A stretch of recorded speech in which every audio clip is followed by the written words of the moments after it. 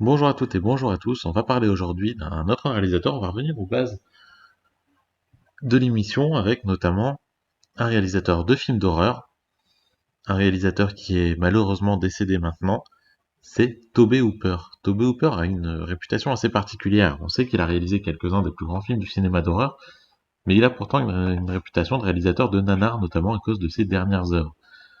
Alors une nouvelle fois, on va essayer de voir si c'est justifié, si c'est normal ou s'il était plus que ça. Et à mon sens, autant vous le dire tout de suite, il est plus que ça. Tobe Hooper il commence sa carrière en 1970 directement avec un film pour le cinéma, l'étonnant Eggshells.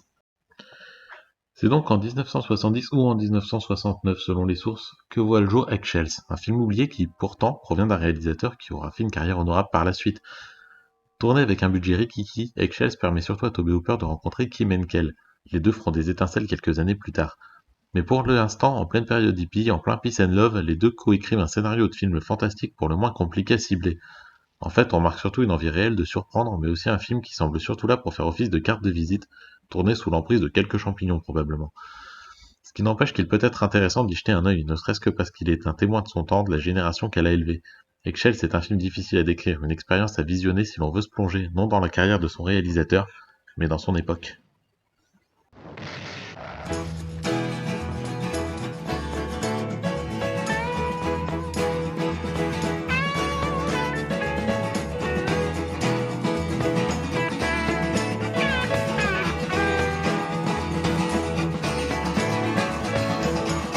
Got to get away. Gonna go back any day now. Well, the sun do shine all day, yeah. Just can't wait to go.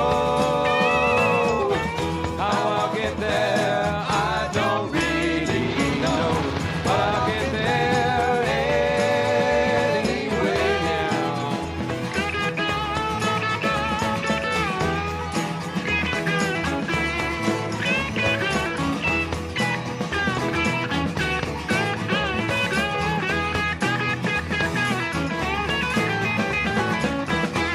Now I feel the way I did before. I really knew me. Can't keep myself from calming down. Twist of visions floating round my head.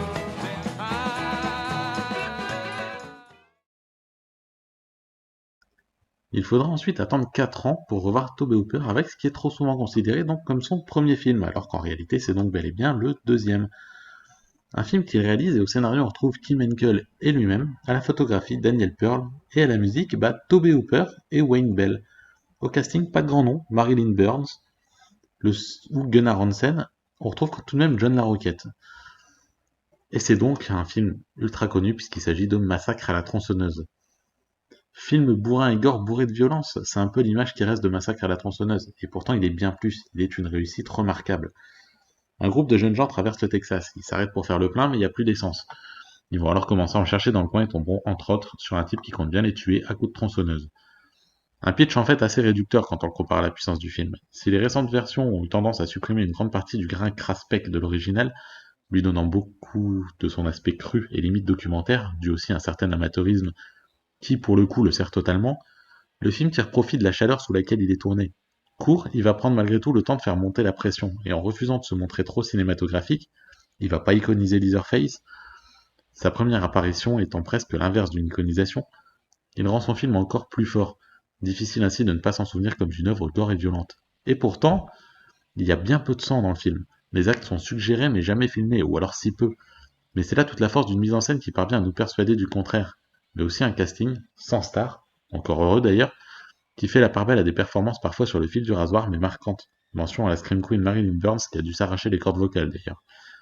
Sans oublier bien entendu cette famille dont fait partie Leatherface qui semble, qui est, totalement dérangée.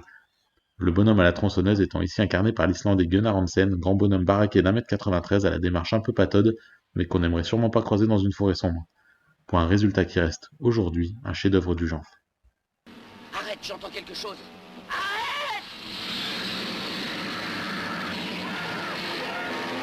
Massacre à la tronçonneuse. Un film à vous couper le souffle.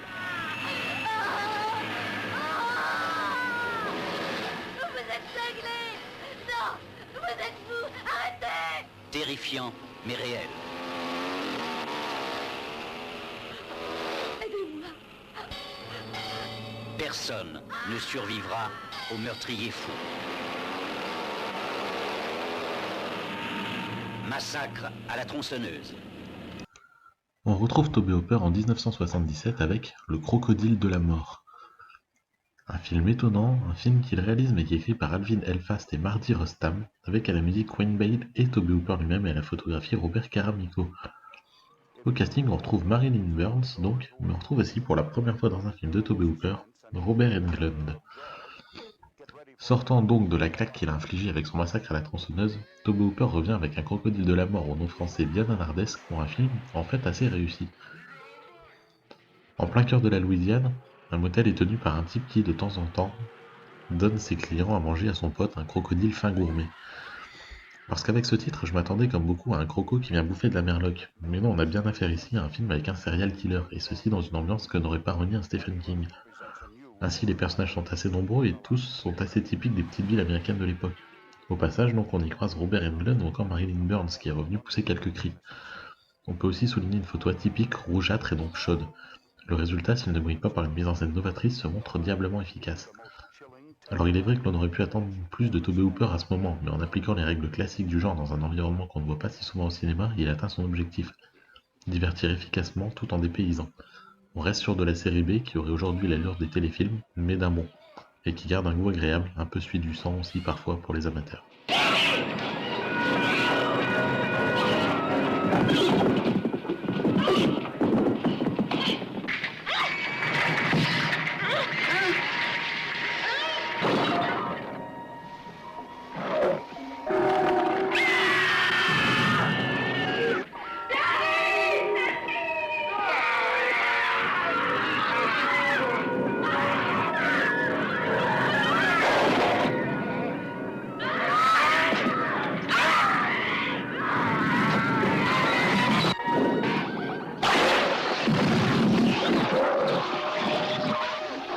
Marty Rustam presents Eaten Alive. Mel Ferrer, Carolyn Jones, Stuart Whitman, Neville Brand. Get ready for Eaten Alive, a new horror classic.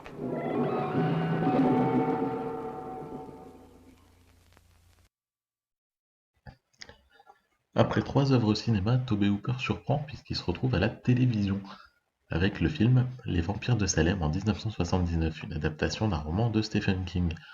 S'il est à la réalisation, le scénario est confié à Paul Monash.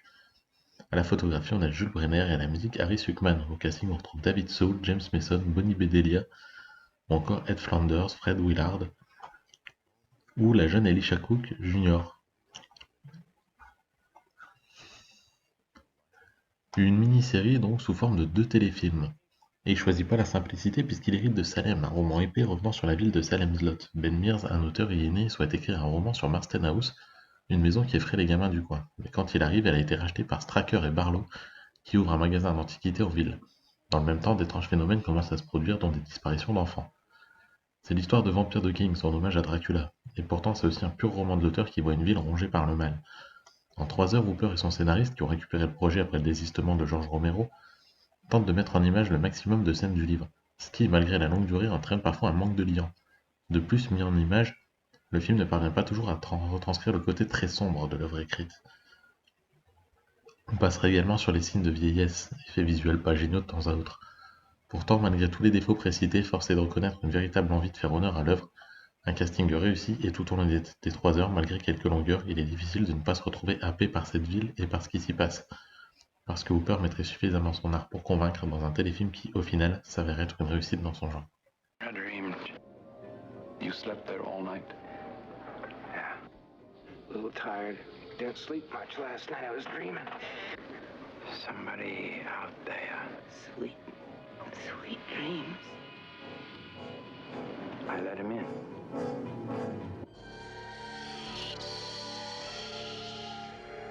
Oh, it's only all just happened Since I came here. It wasn't a dream.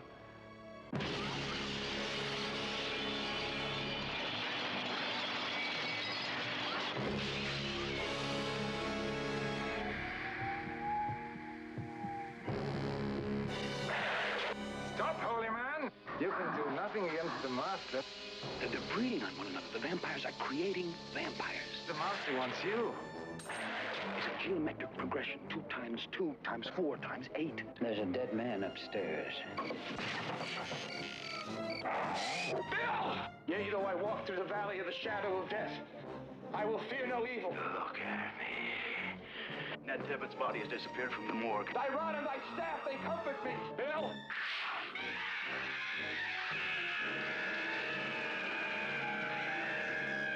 Ben, Susan's in there. Run! No! Look at him!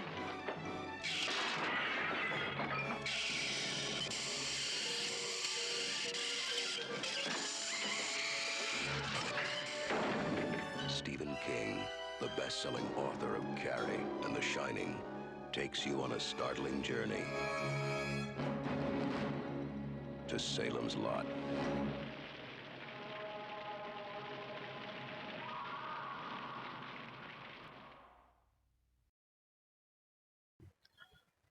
C'est en 1981 que Tobe Hooper revient avec un film au titre français opportuniste, Massacre dans le train fantôme, ou The Funhouse en VO.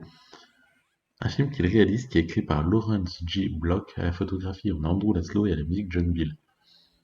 Au casting, aucun acteur véritablement reconnu. Nommé donc The Funhouse en VO, ce film profite allègrement du succès de Massacre à la tronçonneuse en France, pour un slasher réussi mais peu surprenant. 2 jeunes couples vont faire un tour dans une fête foraine, mais bientôt ils assistent à un meurtre et la nuit d'horreur ne fait que commencer. Du pitch au résultat, tout dans ce film respire une vraie envie de bien faire. Le démarrage est assez lent pour poser les personnages, sortant parfois des clichés sans trop s'en écarter, et le film laisse son ambiance monter, se poser doucement. Et comme il se déroule dans une ambiance de fête foraine, parfois proche du freak show, ce n'est pas très compliqué. On peut alors compter sur le réalisateur pour parvenir à mélanger tout ça et en sortir le film tel qu'il est ici. C'est-à-dire une œuvre efficace à défaut d'être novatrice, bien fichue à défaut d'être virtuose, et sympathique à défaut d'être importante. Le genre de film que l'on voit mais qu'on oublie, et qu'on verra avec plaisir de temps en temps. Un bon petit film donc, sans plus.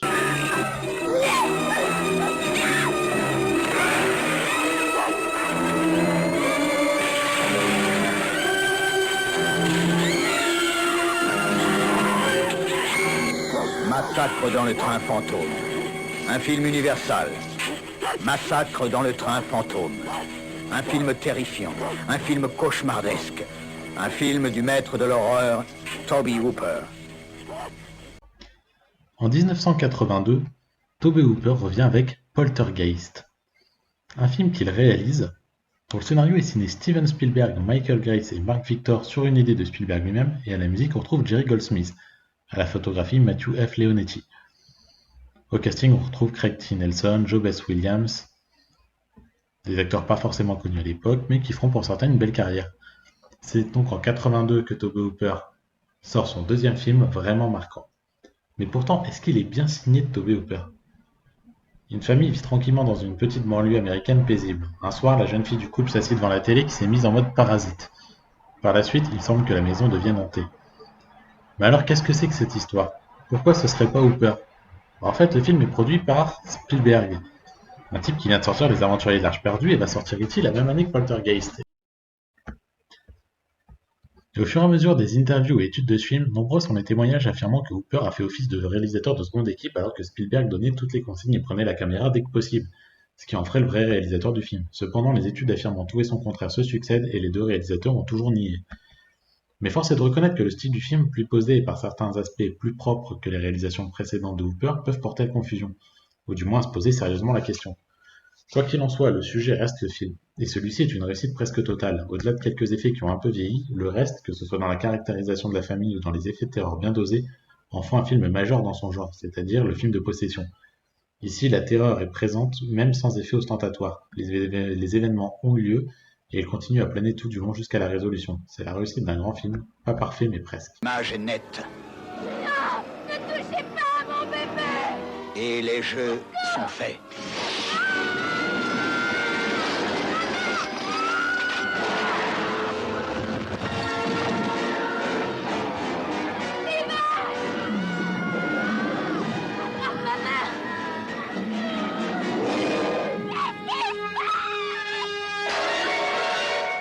Poltergeist. Il sait ce qui vous fait peur.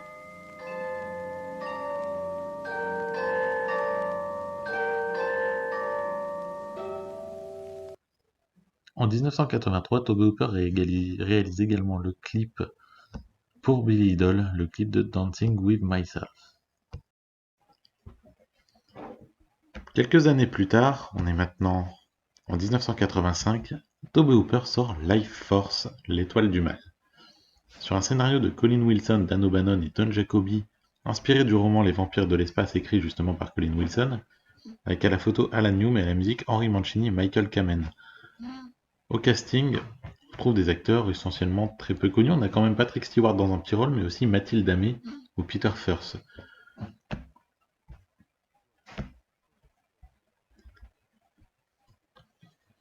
Parce qu'après le succès de Poltergeist, Tobe Hooper ça devient un réalisateur très demandé. Il va signer un contrat de 3 films avec la Canon, et ce sera un peu le début de la fin finalement.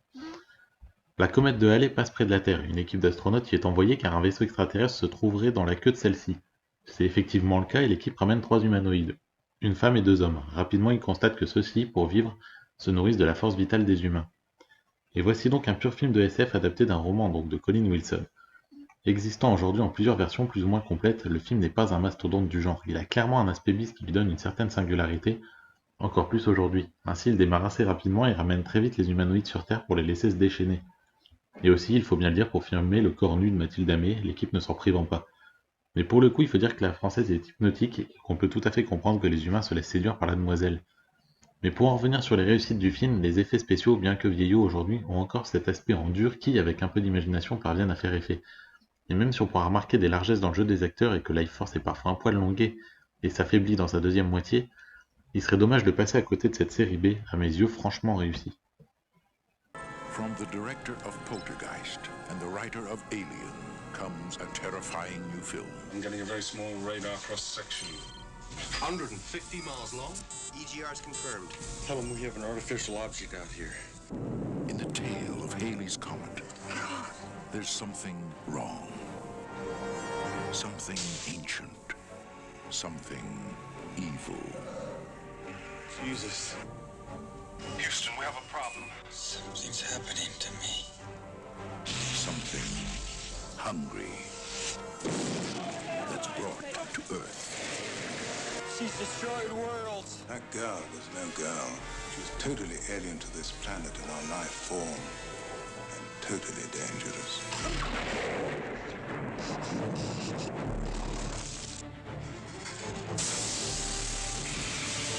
We just found a body in Hyde Park.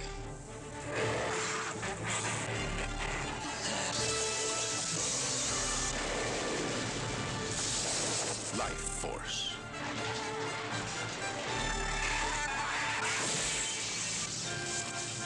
Close your eyes. Visited you how? In my mind. Let it go!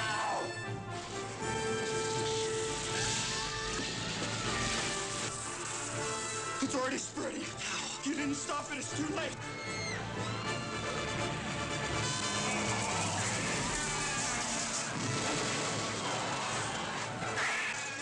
Come, be with me. Life Force.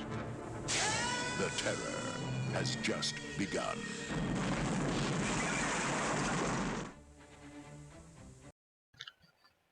En 86, Tobe Hooper revient avec L'invasion vient de Mars. Un film dont le scénario est écrit par Don Jacoby et Dan O'Bannon d'après une histoire de Richard Blake. À la musique, on a Christopher Young et à la photographie Daniel Pearl. Au casting, une nouvelle fois, à part Karen Black, pas de grand nom. Le beat commercial de Life Force n'entame pas la motivation de Hooper qui réitère avec la Canon pour un second film, remake des Envahisseurs de la planète rouge. Un jeune garçon, passionné d'astronomie, est persuadé d'avoir vu un ovni, et rapidement il se rend compte que l'invasion a commencé. Il va alors essayer d'obtenir l'aide de l'armée. Il y a dans ce film un parfum rétro des plus agréables. Voir ce jeune garçon tenter de défendre la planète face à une invasion d'aliens nous renvoie à l'époque où les enfants regardaient tout autant des films d'animation gentillés que ceux un poil plus flippants. Ici, les aliens sont des créatures, en dur évidemment, assez immondes, et le scénario n'est pas bien fouillé, mais on peut tout à fait y trouver son compte. Alors oui, loin d'être un film d'horreur destiné à nous faire sursauter, à nous horrifier, à nous dégoûter, on est bien devant une œuvre qui avait toutes les chances de marquer le jeune public de l'époque. Et encore aujourd'hui, il dégage une âme des plus appréciables, et ce malgré des limites facilement visibles, notamment des creux dans l'histoire, des créatures parfois un peu ratées, des designs douteux, mais au final un des derniers bons moments passés avec Hooper.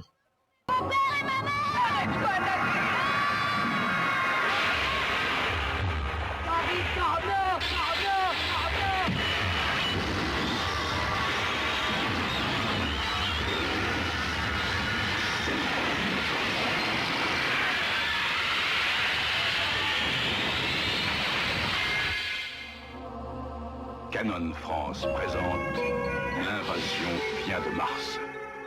Nostradamus l'avait prédit. Toby Hooper le prouve.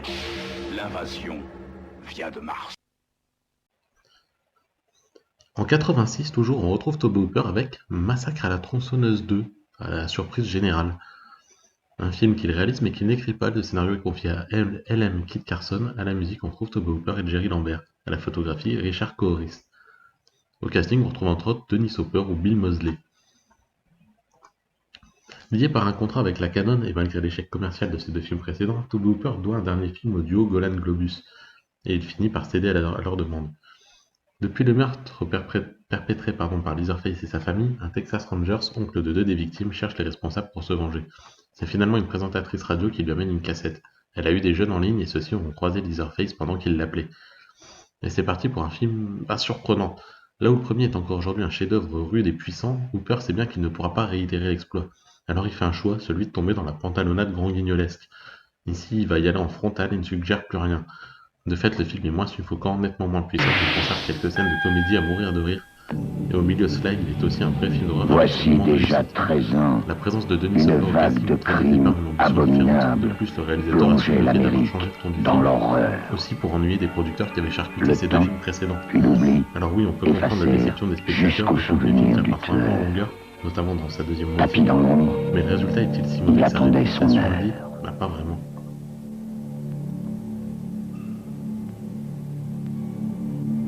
Bientôt, le massacre va reprendre. Massacre à la tronçonneuse 2. Un film de Tobe Hooper avec Denise Hooper.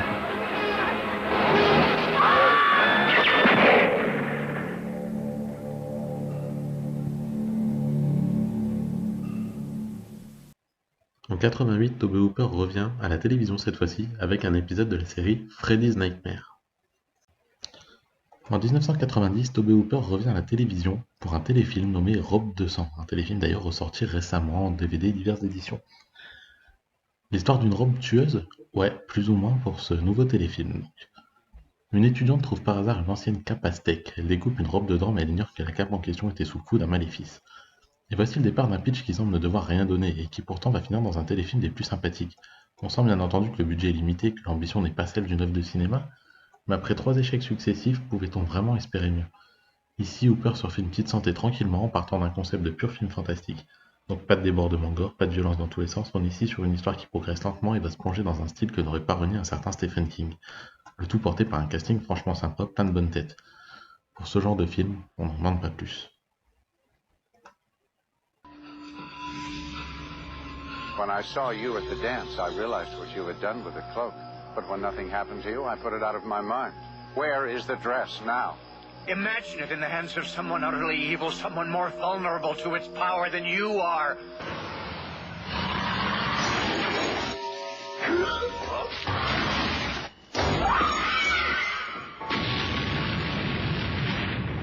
What do you want? We have to talk. The dress is not destroyed. Machen Amick, Dee Wallace Stone, and Anthony Perkins star in I'm Dangerous Tonight.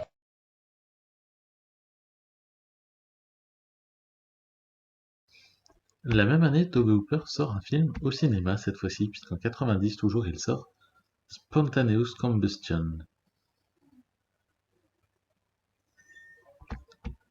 Alors Spontaneous Combustion, c'est un film pas franchement très réussi. On commençait à sérieusement sentir une baisse de qualité dans les réalisations de Tobe Hooper. Et difficile de voir autre chose ici. Des parents ont reçu un traitement dans le cadre d'une expérience concernant une arme atomique. Des années plus tard, leur fils semble avoir également été touché.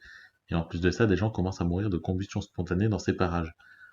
Un scénario de téléfilm vaguement horrifique associé à un budget limité, et ce malgré la présence de Brad Dourif, le tout aligné avec une mise en scène sans fioriture certes, mais surtout sans génie, voilà ce qui compose ce film de cinéma ressemblant à un mauvais téléfilm. Parce que c'est tout ce qu'est ce film qui démarre en rappelant le Charlie de Stephen King, pour n'en rien faire ensuite. Les personnages sont pas inintéressants, certains effets sont assez immondes. Il ne reste que le côté nostalgique de la chose qui fonctionne un peu.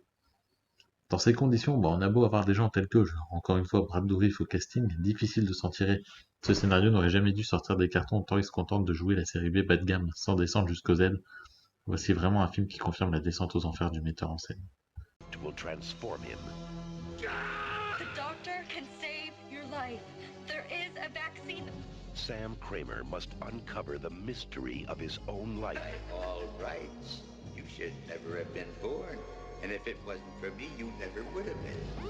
And fight fire. I will use my gift. With fire.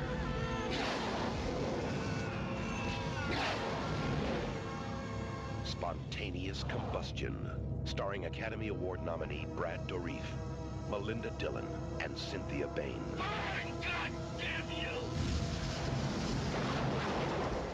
Spontaneous Combustion.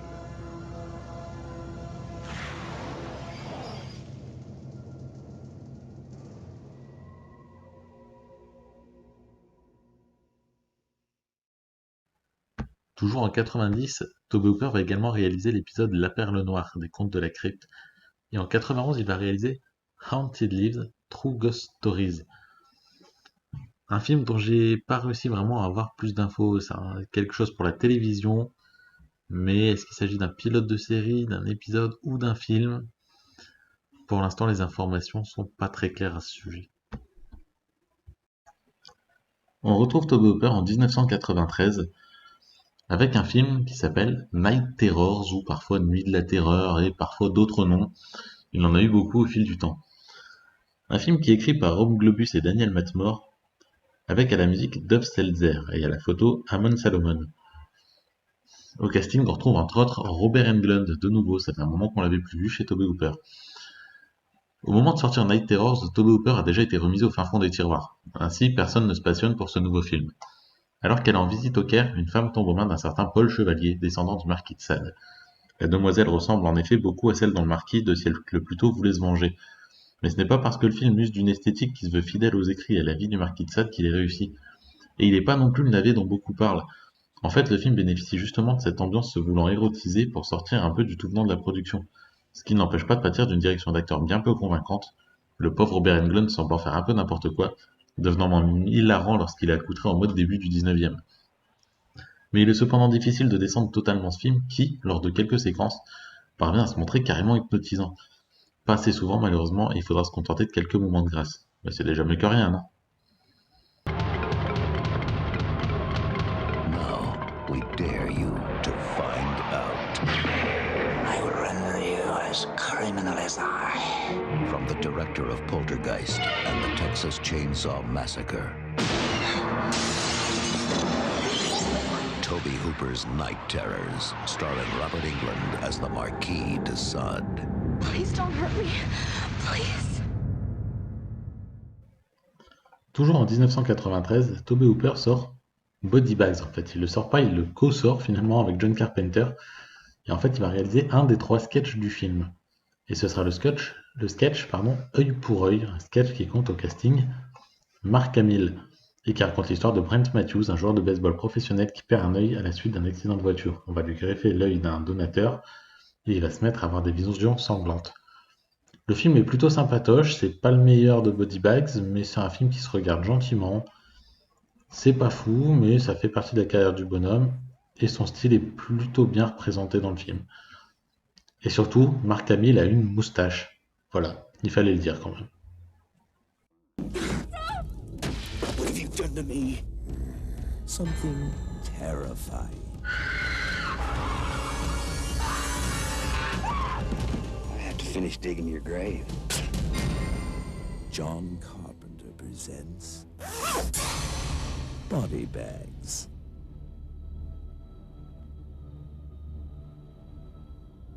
Coming this August. Only on Showtime. En 1995, Tobe Hooper revient avec The Mangler, un film une nouvelle fois adapté de Stephen King, avec au casting, une nouvelle fois, Robert Englund. Au scénario, Tobe Hooper, Stephen Brooks et Peter Welbeck adaptent donc la nouvelle Le Presseuse. À la photographie, on a Amnon Salomon, et à la musique Barrington Fellung. Après une série de morts accidentelles étranges, un inspecteur de police est persuadé que la presseuse à vapeur de la blanchisserie est responsable, voire possédée. Ouais, c'est ça le pitch, hein. Il faut dire qu'avec un tel pitch, ce qui ne fonctionne déjà que moyennement à l'écrit, même si l'idée est rigolote, fonctionne encore moins à l'écran. Au-delà des séquences d'attaque de la presseuse qui n'ont aucun sens, elle bouge pas, c'est pas le méchant le plus inévitable du monde. L'enquête en elle-même enchaîne les moments de ridicule, le sujet en est responsable, mais jamais cette nouvelle n'aurait dû se retrouver à l'écran. Et dans ce cas, tout le talent de Tobe Hooper ne peut rien faire, d'autant qu'il semble ici mettre en scène un téléfilm foireux. Le cabotinage de Robert Englund n'aidera pas et on se demande bien comment deux suites ont pu voir le jour. Parce que là, malgré toute la sympathie qu'on peut avoir pour Hooper et le respect pour certaines de ses œuvres mémorables, on se demande bien s'il pourra tomber encore plus bas, ce film n'étant ni fait ni à faire, et s'ils sont mis à 3 pour l'écrire en plus.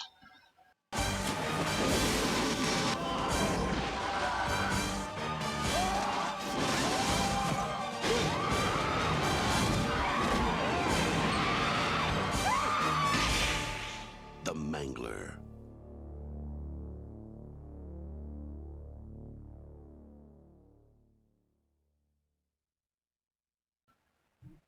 En 1999, Tobe Hooper réalise le téléfilm The Apartment Complex, que j'ai pas réussi à trouver, je l'ai pas vu, je pourrais donc pas vous en parler. Et en 2000, il revient au Crocodile avec le film justement Crocodile, jusqu'au Crocodile, rien de plus. Un film qui signe clairement un virage décevant dans sa carrière. Au scénario, on retrouve Jay Sanderson, Adam Guerrach et Michael D. Weiss, d'après une histoire de Boaz Davidson. À la musique, Serge Colbert, à la photographie, Elliot Rocket. Au casting, aucun grand nom. Jusqu'ici, même dans ses films les plus ratés, on pouvait un minimum comprendre l'intérêt de Hooper. Avec Crocodile, difficile de lui pardonner quoi que ce soit. Une bande de jeunes viennent passer quelques jours près d'un lac. Une légende dit qu'un crocodile y a fait ses œufs et tient à les protéger quoi qu'il arrive. Une histoire qui les fait bien rire. Mais pourquoi?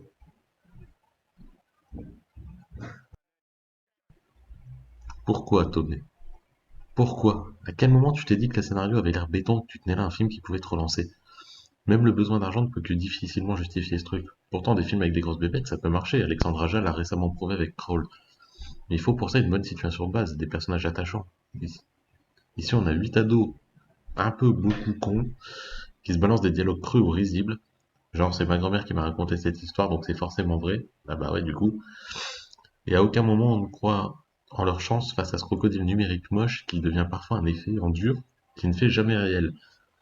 Il attaque à plusieurs mètres de ses futures victimes qui se mettent à pisser le sang quand même, et jamais on ne croit une seule seconde à cette histoire. En fait, ce crocodile a tout ce qu'il faut du nanar sorti d'on ne sait quel esprit qui devait détester le réalisateur. Ah, attendez, on nous glisse dans l'oreillette que les scénaristes sont à l'origine de chefs-d'œuvre tels que Hot Bubblegum, American Cyborg ou encore l'attaque de la pieuvre géante. Tout s'explique. Est-ce qu'on pouvait espérer autre chose? Reste une question. Mais pourquoi?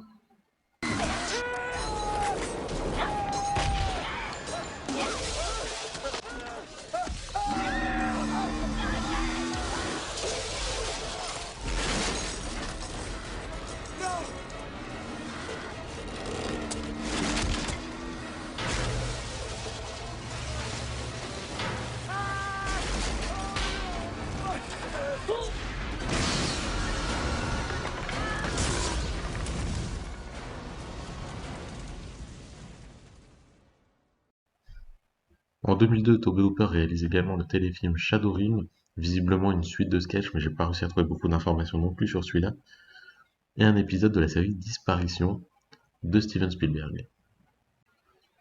En 2004, Tobe Hooper est de retour avec le film Toolbox Murders, avec entre autres au casting Angela Bettis. Alors qu'il vient de toucher le fond avec Crocodile, Tobe Hooper met en scène un remake d'un film de 78 et signe un retour inespéré. Alors que Nell et Steven viennent d'emménager dans un appartement anciennement un hôtel de luxe, celui-ci dans un état de délabrement avancé.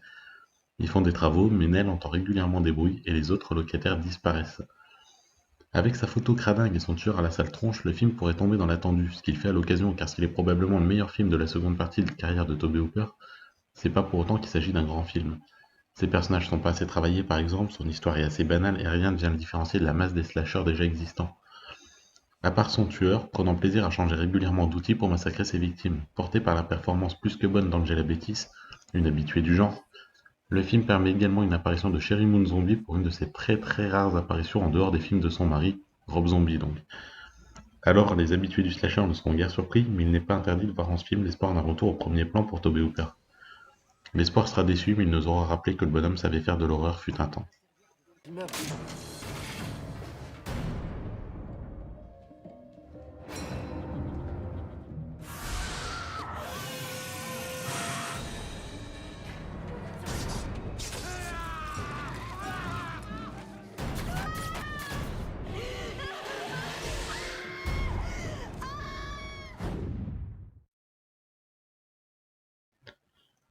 En 2005, Tobe Hooper revient avec un nouveau film nommé Mortuary.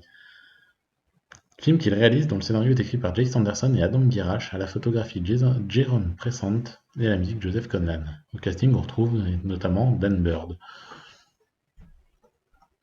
Quand Tobe Hooper essaye de se la jouer jeune réalisateur de films d'horreur, ça donne ce film raté qui ne marquera pas les mémoires. On est en 2006 quand sort Mortuary, ce film dont l'accroche même affichée en grand sur l'affiche laisse présager du pire, je vous la lis, Massacre l'été dernier au sous-sol dans la dernière maison du cimetière à gauche de la colline.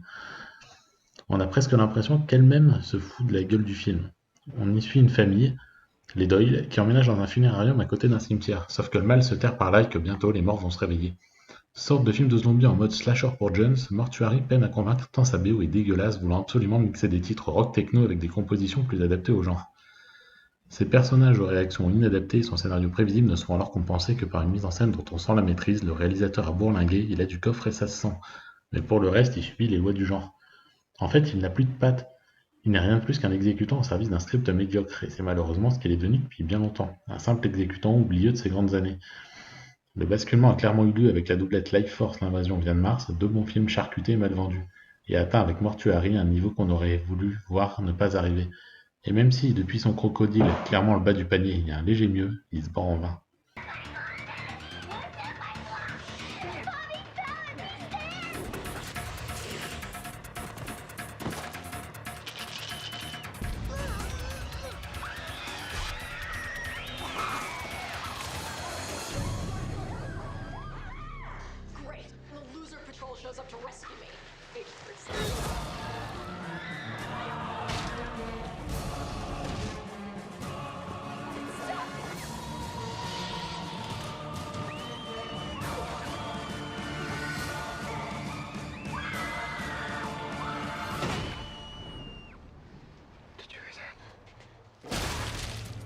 Where do you want the body?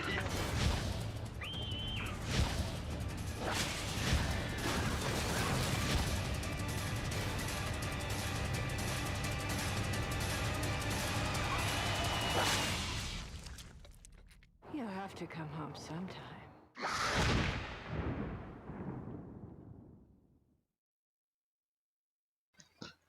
En 2005 toujours, on retrouve Tobe Hooper cette fois-ci pour un épisode de série télé pour la série Masters of Horror, ou les maîtres des horreurs, donc, ou les maîtres de l'horreur, pardon. Il réalise l'épisode Dance of the Dead, dans lequel il fait jouer notamment Robert Englund, basé sur un scénario de Richard Matheson. Après la Troisième Guerre mondiale, la Terre est devenue post-apocalyptique. Les adolescents découvrent des formes particulières de divertissement, la drogue notamment, pour oublier le fait que 7 ans plus tôt, des gaz toxiques ont tué des milliers de gens sous leurs yeux. Il y a un étrange mouvement qui fait fureur, la Loopy Dance, appelée également la danse des morts. Un épisode au passage plutôt sympathique, un épisode qui fonctionne parfaitement bien, même s'il semble parfois un peu dépassé dans ses effets, dans sa mise en scène. Reste qu'il s'en sort plutôt pas mal avec cet épisode. Left if you know where to go. Everything people in Mesquite do is a goddamn trick. I'm not losing another daughter. Mommy let you out? What is it? It's what's inside your head, Angel.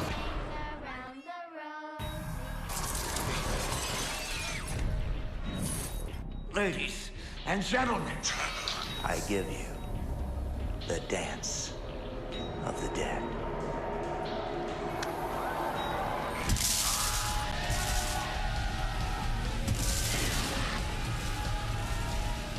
Oh, you just can't get enough, can you?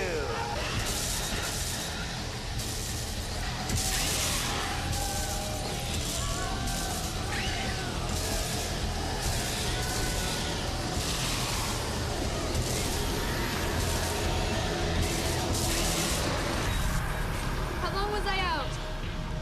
A few minutes. You go somewhere good?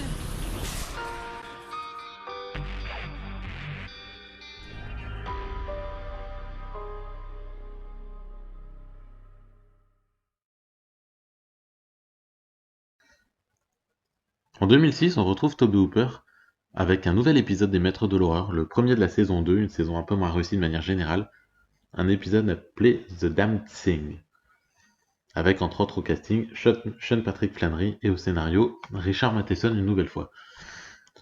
On y suit l'histoire de Kevin et de sa mère qui fêtent l'anniversaire du père. Mais alors que Kevin aperçoit une tache sombre au plafond, l'attitude de son père devient agressive et il va finir par tirer sur sa femme et l'abattre. Kevin s'enfuit dans le jardin malgré un orage, mais ça va pas lui suffire pour échapper à son père qui va tenter de lui tirer dessus. Une mystérieuse ombre va alors sortir et l'éventrer devant les yeux du garçon. 20 ans plus tard, Kevin devient le shérif de sa ville et il va devoir lutter contre des forces obscures. Voilà un épisode qui finalement est plus ou moins du niveau de son épisode précédent dans la première saison. C'est un des rares épisodes sympatoches de la seconde saison qui globalement est d'un niveau bien inférieur à la première. Mais cet épisode de Tobe Hooper tient plutôt la route.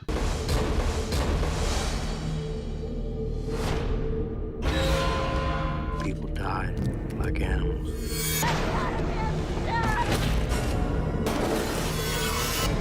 The damn thing destroyed the whole town.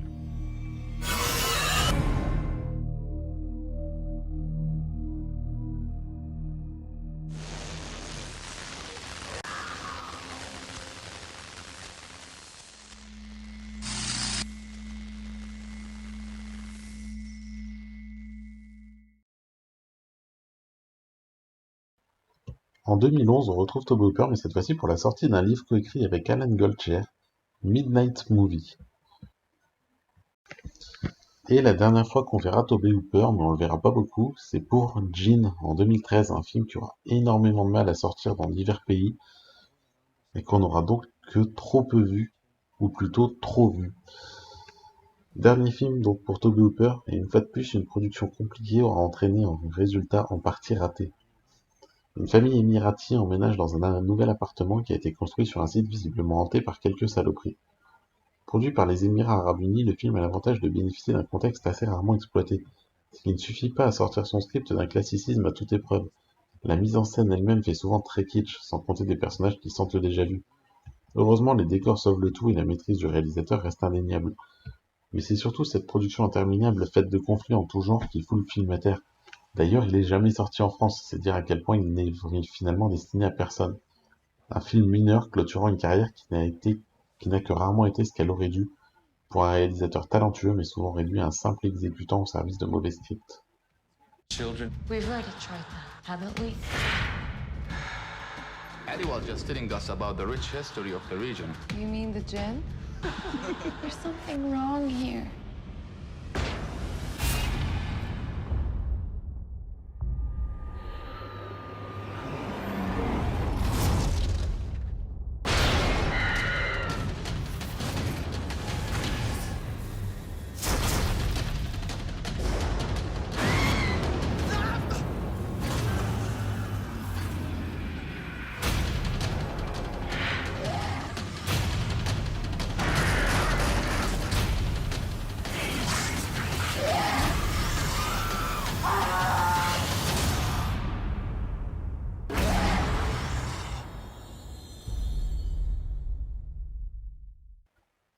Parce que oui, au final, voilà le grand drame de Tobe Hooper. Le bonhomme a montré des qualités de réalisation à plusieurs reprises, que ce soit dans Poltergeist, dans Massacre à la tronçonneuse, mais aussi dans des films plus mineurs comme Massacre dans le train fantôme ou Life Force. Il a montré qu'il était capable de mettre en scène des séries B efficaces, qu'il aurait pu aller bien plus haut. Et au final, il s'est souvent retrouvé à mettre en scène des scripts complètement foireux. Alors est-ce que c'est lui qui a mal choisi ses scripts? Est-ce qu'il s'est retrouvé obligé de les réaliser pour diverses raisons? C'est difficile à déterminer aujourd'hui. Reste que Tobe Hooper est un réalisateur qui aura été trop souvent sous-estimé, ce qui a entraîné une fin de carrière assez minable et c'est dommage. Il y a en tout cas de très belles choses quand même à voir dans sa carrière et je vous conseille donc de la découvrir. En attendant, si vous connaissez Tobe Hooper, je vous invite à laisser votre avis sous la vidéo et je vous souhaite une bonne journée à tous.